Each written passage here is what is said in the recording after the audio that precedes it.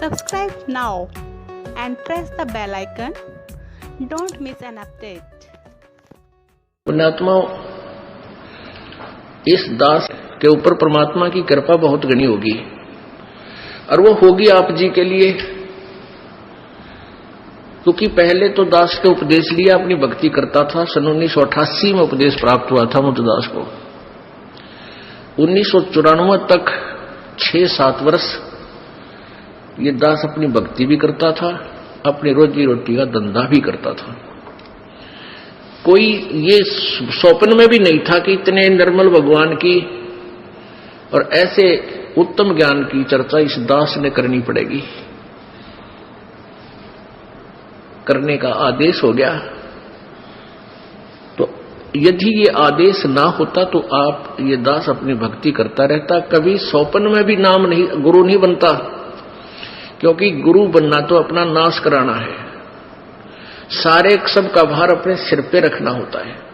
और जब आदेश हो जाता है परमेश्वर का, गुरुजी का, जो गुरुजी कनेक्टेड है परमात्मा से, उनकी एक परंपरा होती है, उस नियम से चलते हुए, तो फिर वो गुरु दोषी नहीं रहता। क्योंकि जैसे एक एसएस बोर्ड होता है,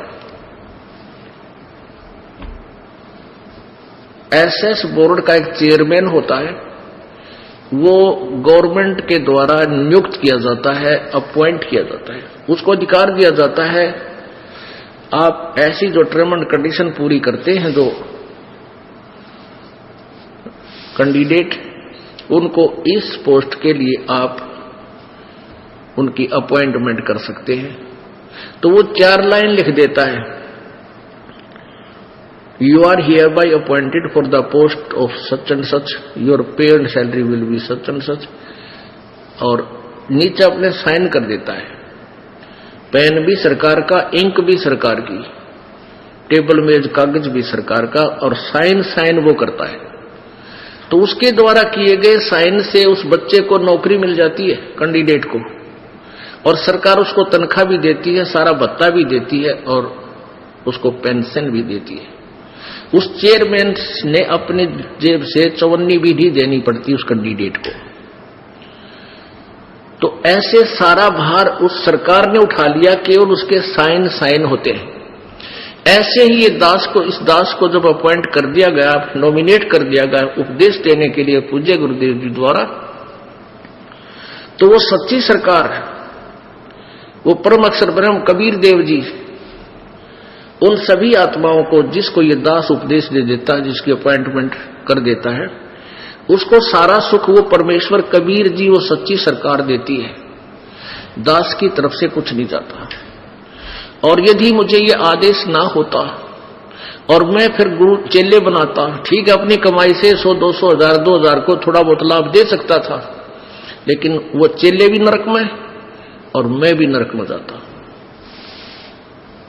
अब परमात्मा के तत्व ज्ञान से मैं पता हुआ कि सबसे बड़ा शत्रु इस प्राणी का गुरुपद है, कि उसमें अहम आता है। अब पुण्यकर्मी प्राणी ही इस पद को प्राप्त करते हैं, गुरुपद को। जैसे ये गुरुलोक बने हुए हैं, जैसे राधा स्वामी पंथ जहां से प्रारंभ हुआ है, वो है श्री परम धनी हजूर श्री शिवदयाल जी महाराज, आगरा पन्ना गली आगरा वाले, वहां से राधा स्वामी पंथ चला है। और वो पुण्यकर्मी प्राणी थे, पिछले जन्म के बहुत अच्छे संस्कारी प्राणी थे, जिस कारण से उनको ये चाह थी प्रभु की। उन्होंने कोई गुरु नहीं बनाया,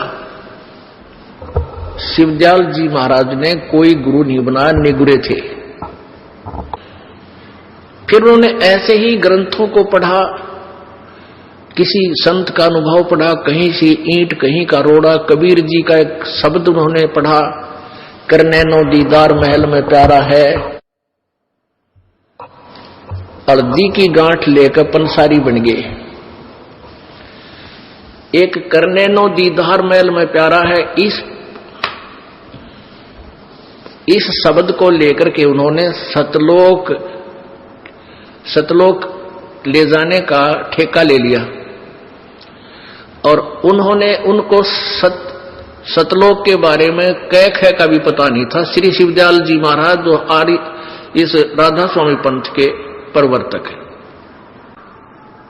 पुण्यात्माओं, यह बात आपके सबके खटकेगी। देव भूत लाग रहा कल की मारने, ये उसे है सारे जो शिवदयाल भी भूत बना था। अब दिखाऊंगा आपको, ये शिवदयाल जी भी भूत प्रेत बने, क्योंकि साधना गलत होने से फिर ये ऐसे ही दुर्गति को प्राप्त हो जाते हैं। अब पुण्यात्माओं, ये जो प्रसंग आ जाता है कि श्री शिवदयाल जी को भी ज्ञान नहीं था, बिल्कुल नहीं था, सतलोक का बिल्कुल ज्ञान नहीं था, ना उनके पास कोई भक्ति थी, ना उनके पास मंत्र थे। इस दास को कोई शौक नहीं है किसी की आलोचना करने का, लेकिन ये दास एक टीचर बना दिया परमात्मा ने, आध्यात्मिक शिक्षक टीचर।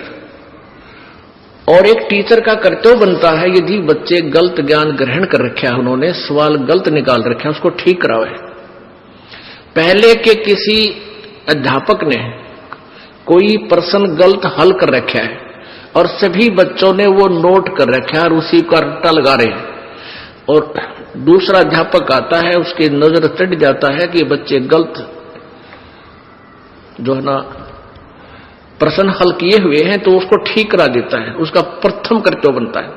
तो इस दास का प्रथम कर्तव्य है कि जो इन नकली गुरुओं ने आउट ऑफ सिलेबस पढ़ा रखा है, तो सभी श्रोताओं को, सभी विद्यार्थियों को, प्रभु के चाहने वाले प्यारी आत्माओं को अपने सदग्रंथों के आधार से वो शास्त्र अनुकूल साधना का ज्ञान कराऊं। और फिर इस चीज का कैसे पता चलेगा भाई कौन सी गलत है, कौन सी ठीक है। अब ये दास राधा स्वामी पंथ वालों का भी साधना गलत बता रहा है, और धन धन सतगुरु वालों का भी सच्चा सौदा जो सिरसा वाले हैं, जगमाल वाले, इनका भी गलत बता रहा है। वो गलत है तो बता रहा हूं, नहीं मुझे शौक नहीं। आज एक इतना फॉरवर्ड हो गया है समाज, मानव समाज, यदि कोई किसी संत के बारे में कोई भी टिप्पणी करता है तो उस पर मुकदमे शुरू कर देते हैं। लेकिन ये दास 10 वर्ष से यही आवाज लगा रहा है, किसी की हिम्मत नहीं पड़ती कि बचाओ कोर्ट का दरवाजा खटखटा दे। हाँ, बदनाम जरूर करने लगे, गुंडा है, बदमाश है, चोर है, उस आश्रम में बकवाद करते हैं। अब उनके पास ज्ञान तो रहा नहीं, फिर और क्या बोल रहे हैं। उनका उद्देश्य यही है कि जनता वहां जावा नहीं, रामपाल से नफरत करे, कहीं तुम्हारी पोल ना खुल जाए। तो ये कितने दिन तक चलेगी उनकी? अब ये चाल ज्यादा नहीं चलेगी, क्योंकि अब शिक्षित समाज है, बहुत बुद्धिमान मनुष्य है, मानव है, और सब समझता है ये कौन से कहां बोल रहे हैं और वास्तविकता क्या है। अब ये दास अपनी जबान से कुछ नहीं कहेगा, आलोचना नहीं कर रहा किसी की। जैसे एक बार किसी ने 1000 के नोट, 500 के नोट नकली छाप दिए, और सरकार ने क्या किया कि दोनों नोट, ओरिजिनल एंड डुप्लीकेट, दोनों टेलीविजनों में, समाचार पत्रों में प्रिंट कर करके दिखाए कि भी ओरिजिनल की यह पहचान है, डुप्लीकेट ऐसा होता है, सावधान रहना कहीं लुट ना जाओ। तो क्या सरकार आलोचना कर रही थी किसी की? नहीं, एक बहुत बड़ा उपकार किया। गरीब आदमी जिसके पास 2-4 हजार रुपये और वह नकली हो, वो तो गया काम से। ऐसे ही पुण्यात्माओं, आपका जो धन बर्बाद हो रहा है, व्यर्थ हो रहा है, ये मनुष्य जीवन का जो धन है, इसकी कीमत इस तीनों लोकों के बराबर भी नहीं है, एक श्वास की। और आप इतनी हानि कर रहे हो, आपकी इतनी हानि हो रही है यथार्थ भक्ति ना करके। तो दास का कर्तव्य बनता है कि जगाऊं, दूर दूर तक जगाऊं।